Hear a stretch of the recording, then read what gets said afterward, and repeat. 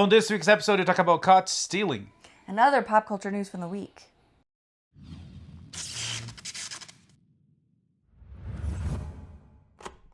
We just saw the new Darren Aronofsky movie, and this one is very different than the stuff he used to make.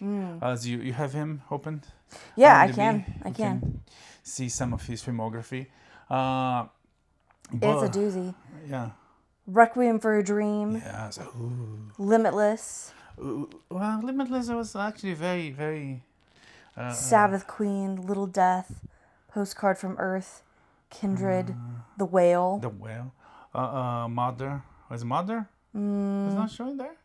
It should be in the top. I mean, maybe not. Do you want his director or producer credits? Director. Okay. Produce commercials of soap. I don't want to know that. I know. Maybe he does. Maybe he doesn't. Yeah, Mother. Yeah, Mother. Mm-hmm. So, Pie. Yeah. Like more like indie, more like cerebral movies that film students and festivals love. From time to time, he comes out of the shadows and makes some blockbusters with big studios. He did Noah, right? That was weird, very weird. I didn't see it. Yeah, and by weird bad, not weird good. Requiem for a Dream, that a lot of people love it, and Mother not long ago, and now he made this Caught Stealing, which is like a action crime heist thriller cop. It's like he wants to be he wants to make something like Guy Ritchie, but of course he's out of his reach. It's not Guy Ritchie's Guy Ritchie, but he tries. And it was definitely marketed. Like, was he really trying for Guy Ritchie, or was he just marketed like a Guy Ritchie movie? Because the marketing definitely set it up as like, this is going to be a fast-paced, like darkly comedic romp through the underbelly of crime and I don't know. And that's not really what the movie was. Yeah, no, it's let's say he was inspired by Guy Ritchie and such. Sure. But Caught Stealing is about this guy named Hank, lives in New York, and he gets caught into a web of intrigue. Corruption. Yeah. There's noir-esque elements. Actually, there's only one. There's the trash collectors union strike. There's always there. There's New York if there's not a pile of garbage. I don't know. I haven't been to New York, but all the movies. And that was actually when New York was clean, right? Back when Giuliani came to clean the city of crime, pornography, and all that. Yeah. Which in the movie they kind of criticized. They called gentrification. It was like, you want to go back when Times Square was full of peep shows and. Yeah. Well, let's remember who was criticizing it.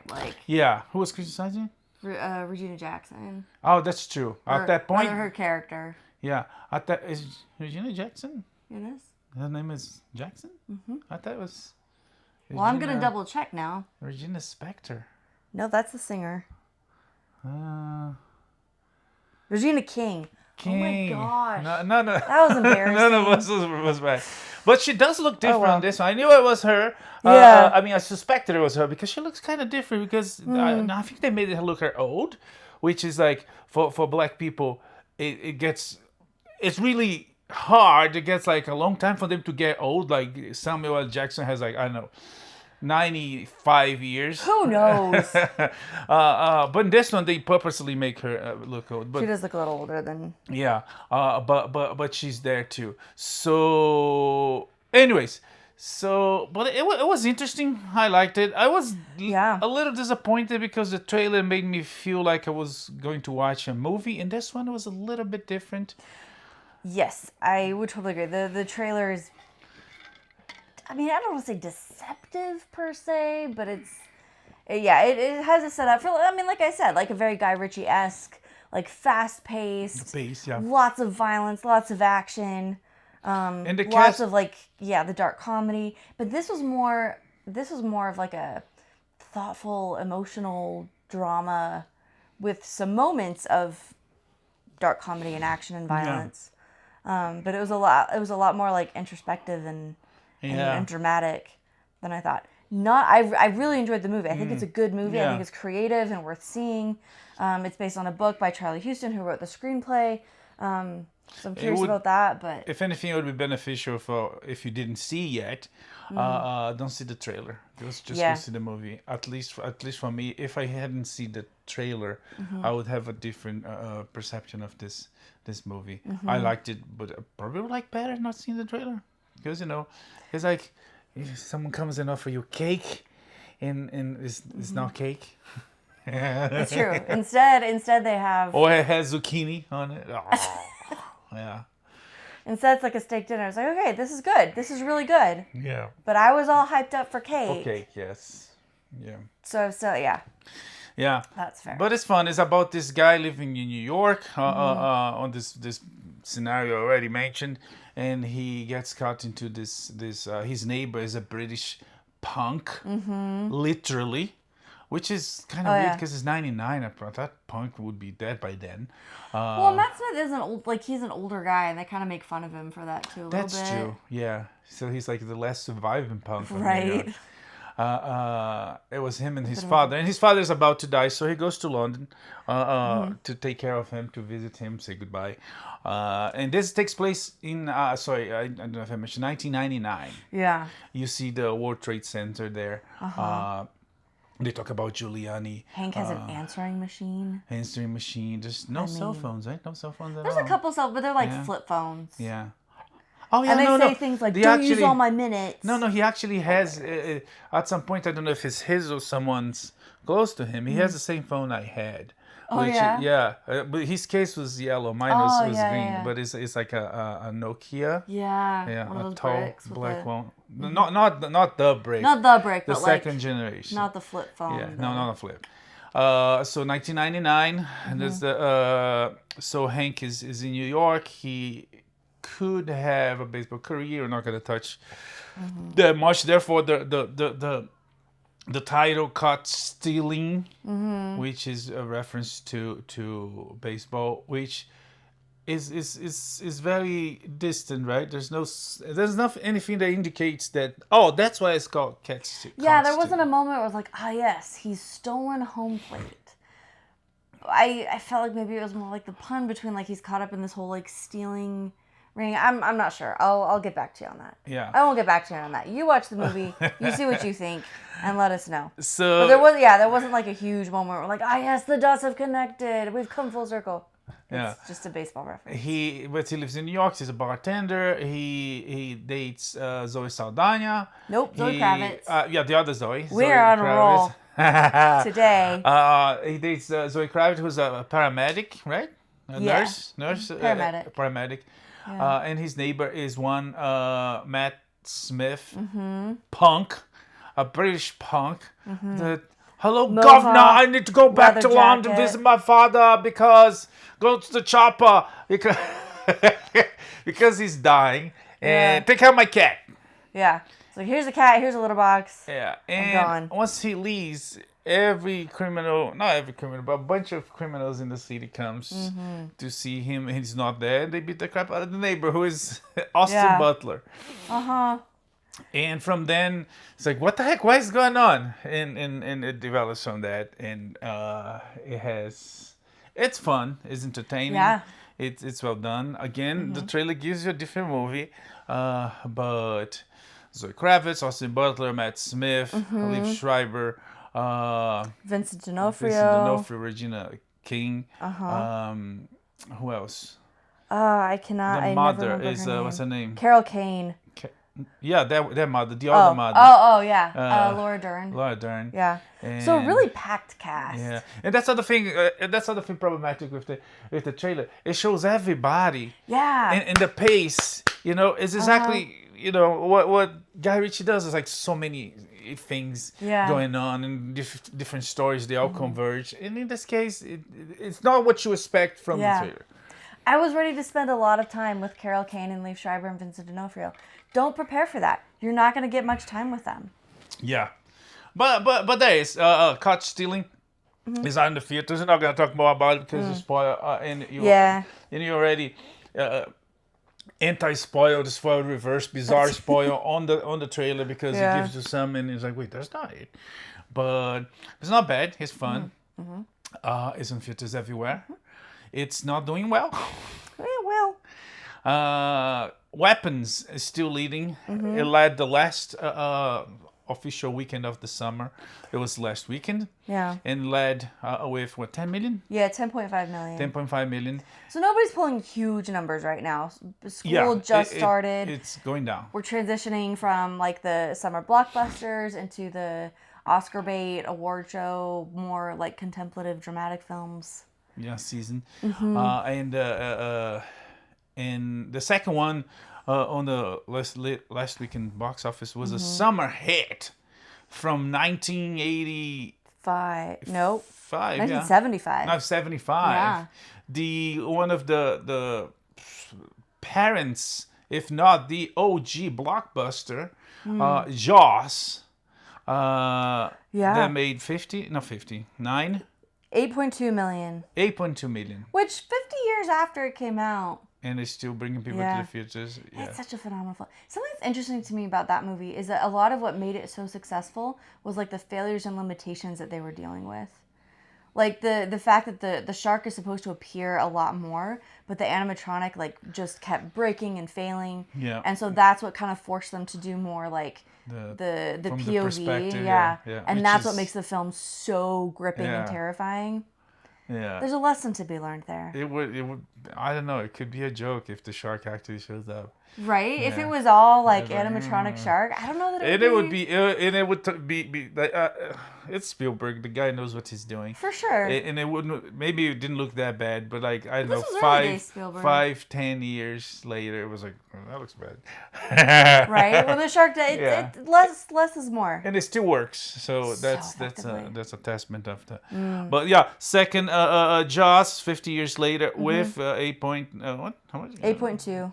And then finally the new movie's called Stealing. 7.9. And the Roses. Freakier Friday. Freakier Friday was 6.7. And the Roses. At 6.3. Yeah. So yeah, we'll see what comes next for the box office. But it's going down. It's fall season.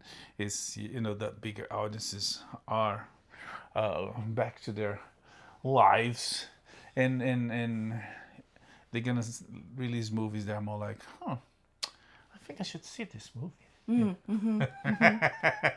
For more adult audiences with like life based on true life, based on real stories and dramas and more serious films with more like acting. Yes. For the season, the award season coming Cinema. next. Yeah. Okay, next. We also saw this week we saw Upload. The end of the upload. It was a big file that I had to upload, and it's finally done. No, it's the Amazon Prime Video show starring Robbie Amell and a girl that several other people. But anyways, it's actually a really delightful cast. I feel like everyone did. There was a good spotlight, a good starting like a rise to fame for a lot of these people, because the show gave them it's like, hey, this girl's good. Say, hey, this guy's funny, and then they can get all the roles and develop their careers. It was a good start, and I say good start, assuming that they started that because I've never seen them on anything before. Maybe they did, but anyways, I can think of. So our leading ladies are Andy Allo and Allegra Edwards. Yeah. We have Owen Daniels, who I thought was very funny as AI guy. Who's a standout. Owen Daniels. There was David. What's his bucket? David Wallace's son. The kid with the drummer. Suck it. Classic. What a career. Zainab Johnson wasn't big. Like, she was kind of like a minor supporting character, I felt like, in the first couple seasons, but really stepped up and had a much bigger and interesting role in this last season. Greg Daniels show from The Office, right? Yes. So this show is about in the near future, in a possible near future where people, when they die or they're about to die, they upload their memories, their consciousness to a virtual world. And this is the story of a guy that's uploaded there by his girlfriend, fiance, and they are supported by angels. Those are the name of the living people that support the tech for the living that visit the virtual world, and for the dead that live in the virtual world. And boy dies, boy meets girl. And that's how the story starts. Yeah. And they went through 4 seasons? Something like that. Yeah, and it started out as kind of like a weird love story, but then there's also this whole conspiracy going on. Only 29 episodes? 4 seasons. Yeah, but 4 short seasons. And this past week was the end of the show. The 4th season was released. Short 4th season, 4 episodes, an hour each. But they wrap up things well. Yeah. And it was very comedic, but it has like little dramas there. Yeah, little dramas, little moments of like existentialism and what is the nature of the human soul? Yeah. And how far is too far for corporate whatever? Anyway. I I think it gets a little bit lost on this whole corporation thing. It's like, when it deals with life and death and love and the relationships, I think it does better. But anyways, it ended, and it was like The Office, and The Office was a very comedic show, and it would delve into dramas, and sometimes it would work. The whole Michael and what's her name? Holly. Holly, when they finally get together, it gets a little bit more dramatic and joyful. But then when they try to break up, Pam and Jim, when they get together too, the whole journey is interesting. But when they try to break them up, it's kind of like, oh man, no. Yeah, that wasn't a great moment. Yeah. Anyways, so especially because that was happening at the same time as like Andy's having his downfall. Yeah. His like complete break. I felt like it was a little too much. Yeah. And for a fun escape show. And why too? They had to do with Angela, it's like getting married to someone else, and the end fixed everything. But it's tough to do a good ending. And this one, it was okay if you ignore religions plural, philosophies. If you get on board on the journey they propose to you, that there's no such thing as soul. So all that considered was a interesting final, a good ending. Yeah. Happy, sad. There's some sacrifices. Yeah. I cried a lot more than, if you told me at the beginning of the show that I would cry a lot at the finale of the show, I would not have believed you. And yet, this is the journey we were taken on. Yeah, no, it was fun. Upload all 4 seasons, available on Amazon Prime Video. It's a good run. Yeah, all things considered, it's enjoyable. It is. I would recommend it. It is one that is like it's I think it's one like there's some other shows from the same group of people, Michael Schur, Craig Daniels, and they do shows like that. There's some shows I don't feel like, I don't know, maybe because they're shorter, or maybe because they were written on a different way of other shows like The Office. I don't think it would work for binging, rewatching stuff like that. I feel the same way about the Good Place, I think, was it called? Good Place? Happy Place? Yeah, that was The Good Place. Yeah. It was fun. I don't think I would go back and rewatch. It's different than shows like, I don't know, sitcoms, more sitcom-esque. Yeah. Because these shows have a bigger arc, a story arc, right? Sure. In the other shows, in contraposition to that, they don't. So you can pick any episode and watch. Sure. That's why binging, rewatching works better in that case, I think. Yeah. I wonder too, I feel like The Good Place, Upload, they also get a little bit heavier with things. Yeah. Actually, both of them are about life after death and good and evil. Whereas Parks and Rec and and all those. They have their moments, but for the most part, it's a little bit more lighthearted. It's nice to, and I feel like a good binge watch, a good rewatch it's for like comfort and escapism and taking a break from real life. Yeah, it's like it feels like you go rewatch a show, go binge and rewatch a show, on a sense that the show never ends. And these shows are a good place for one and upload. They do end. Yeah. And it doesn't work. It doesn't work as well as the other shows that, you're going back. These people are still there. But anyways, Anything else? Well, not about that. Yeah, upload all 4 seasons. Upload that came on that moment that was super weird for everybody. It was like the pandemic. Yeah. Was still hitting us, and let's talk about that. Why? Yeah, let's talk about death, but also this whole idea of like a virtual world and like connecting with people digitally and kind of piecing out on the real world. I wonder if that's. Maybe it came out 4 years ago. Therefore was made 5 years ago, so around that time. 5-6 years ago. Yeah. Anyways, uploads available on Amazon Prime Video, all 4 seasons. Yeah. You should check. Okay. In the meantime, an Irish comedian was arrested at Heathrow Airport because of some tweets. And that's a mess that's been going on. Like, it's so bizarre because he's not even a British citizen. He's not like I always forget if it's like Ireland or Northern Ireland that's part of the UK. But he's not a UK citizen, is my understanding. Yeah, he's not. Right? He's an Irish citizen. Yeah, and they were waiting for him like as he got off the plane. It's so weird. Yeah, and that rings all sort of alarms in the world because a foreign citizen goes to Heathrow Airport and is arrested because of a tweet that happened to him. It can happen to anybody. Yeah, it's not because good. of their laws of basically there's no free speech in the United Kingdom anymore. They persecuting people for what they say.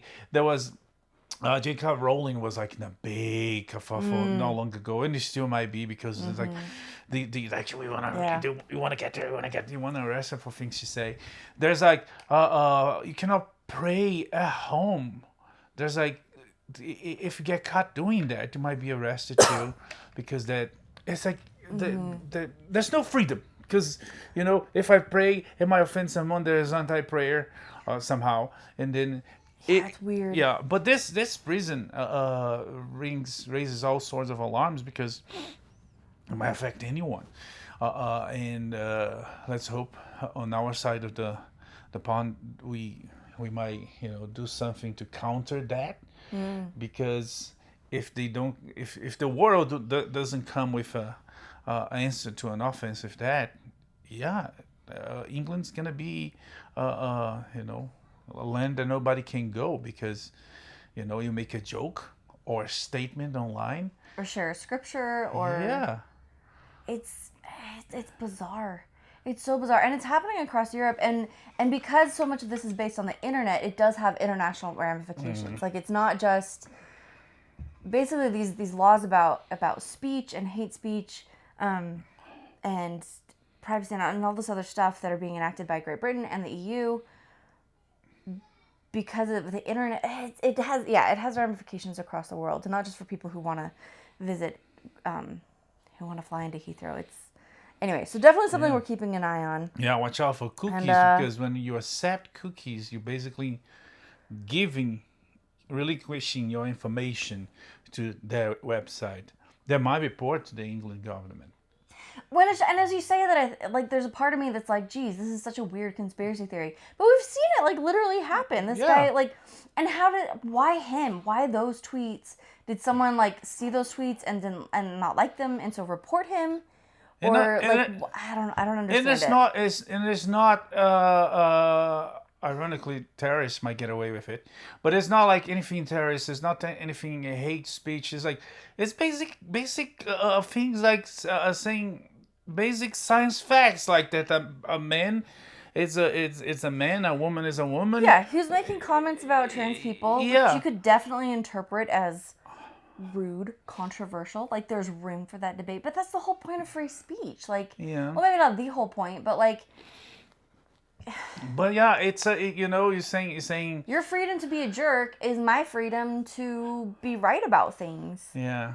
And like to believe what I want to, like to worship the way I want to be, and to criticize the government, and to like have healthy, vibrant public debates and figure things out. We just saw this play out with in the United States with COVID and like the Barrington Declaration and all of this, that we weren't allowed to have a public debate about it, and so we ended up making some dumb decisions, and now we're dealing with the consequences of those.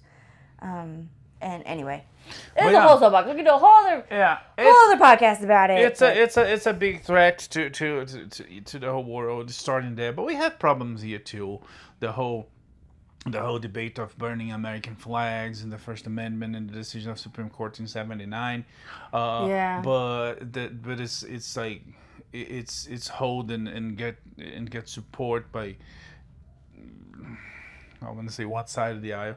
But again, if someone burns, and it happened, someone burns a pride flag and goes to prison for 15 years, right? Yeah. So we need to find balance. You need to find a solution, because otherwise, if we let the whole, for the sake of, with the fallacy of, oh, this is not good, everything will be fought against, because someone will not like even Jesus Christ, right? He was killed, so someone will always hate something. Yeah. Even that original something was not about hate. So it's a very dangerous line to start saying, oh, we don't consider this good. Prison. No. Yeah, and that's the problem. Like, if society in general is like, nope, don't like that, we're gonna ostracize you. That's one thing. Yeah. But it's when the government steps in and decides what speech is acceptable and what is not. And of course, I'm not talking about like incitements to violence or things like that. We're just anyway.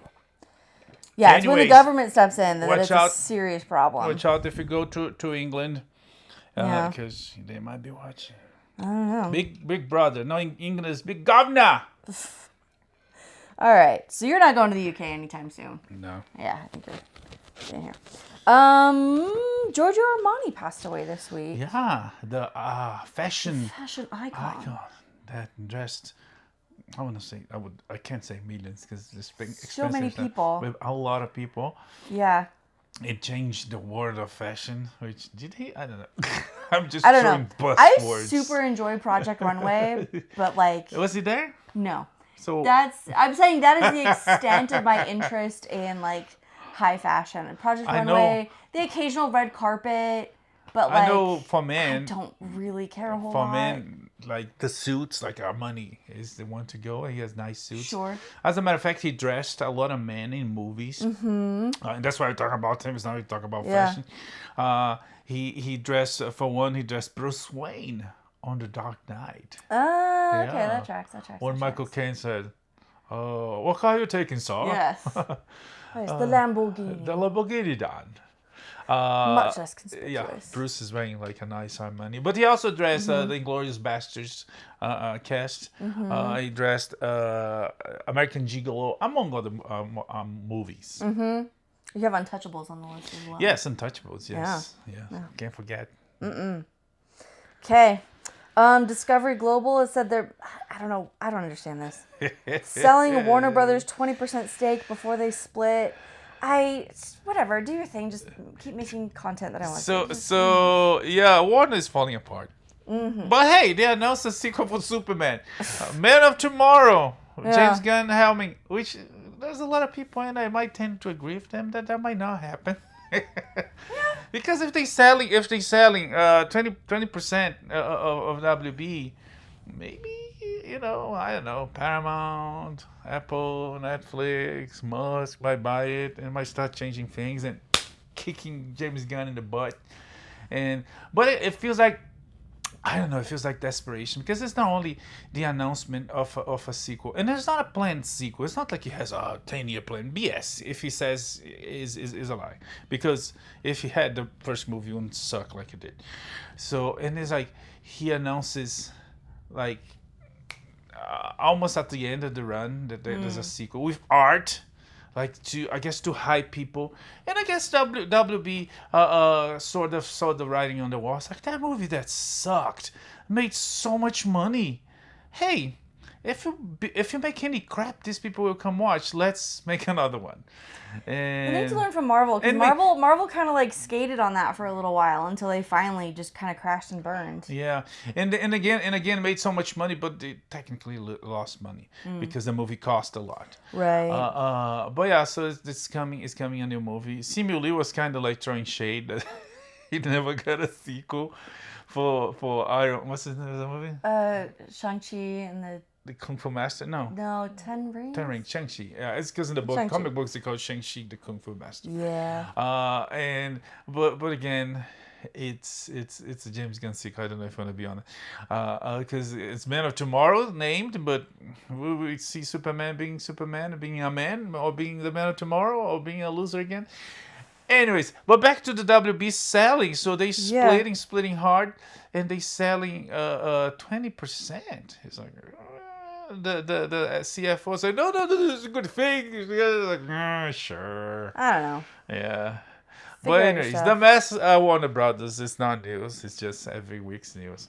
But That's true. Talking about Warner Brothers messes in news, HBO is changing its name again. Yeah, which, I mean, do we even care anymore? Most of these, like, I haven't even heard of. It's the linear HBO. It's on cable. You have all those channels, different HBO they're all different channels. And they changing their names to... Okay, HBO 2 is becoming HBO Hits. HBO Signature is becoming HBO Drama. HBO Zone is becoming HBO Movies. More Max will be Cinemax Hits. Action Max will be Cinemax Action. And 5-Star Max will be Cinemax Classics. Yeah.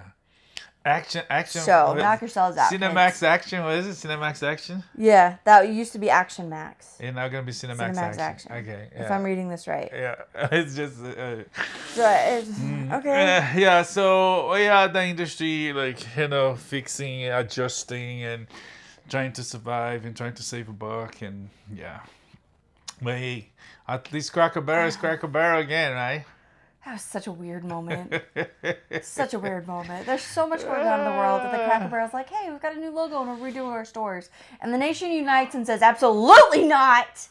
Yeah. And they responded. Someone was saying that there's it's like wandering, which I think is beyond conspiracy theory. It's kind of dumb saying that was a marketing strategy, because the stocks went down 20%, but then they went down. Yeah, and then they went back up.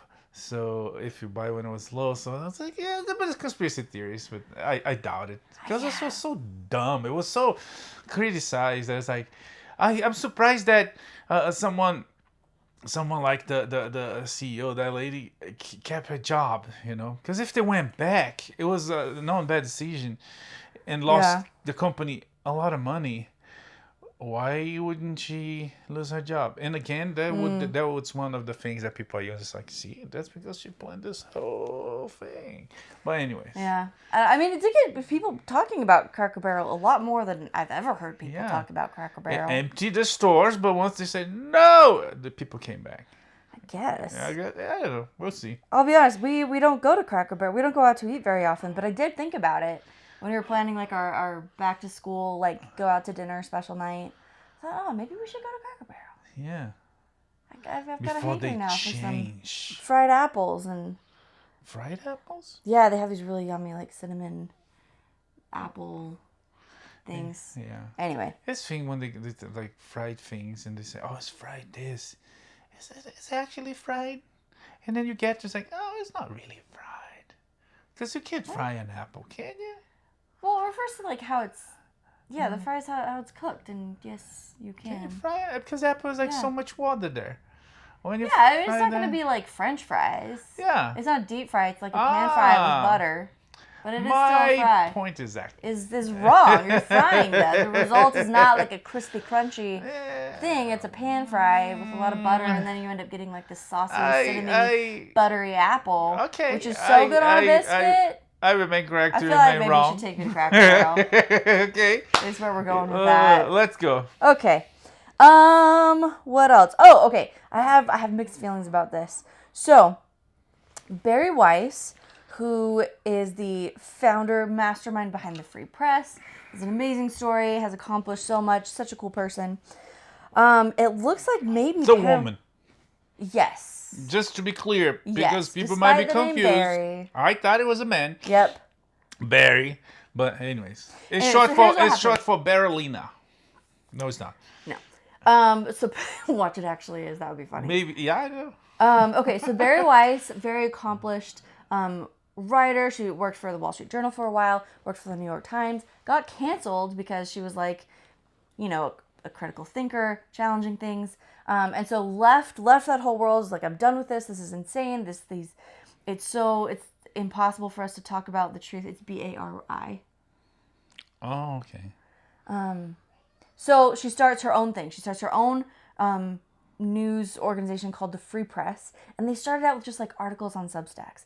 And then it grew and grew because there's appetite for this. People want this. It's like a trustworthy news and journalists who are really committed to finding the truth and questioning the status quo and looking at all the sides. Anyway, she's really good at it. She's attracted a phenomenal group of reporters, and they've got this whole like set of podcasts, and they've grown from just like a few articles on Substacks to like this whole massive subscriber-based thing. But they produce excellent content.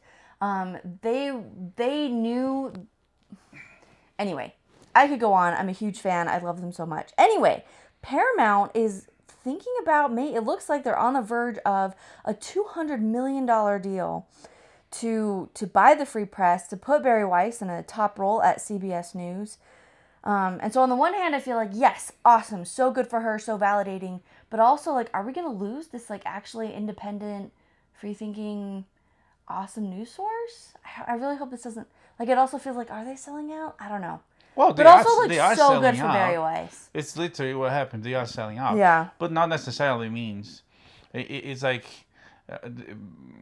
Will it still be the Free Press? Well... I don't know. Yeah, it's like...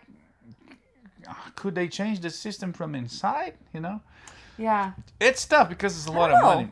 If anybody could, it's her. And her wife, Nellie Bowles. I was just reading one of Nellie Bowles' articles this morning. So funny and intelligent.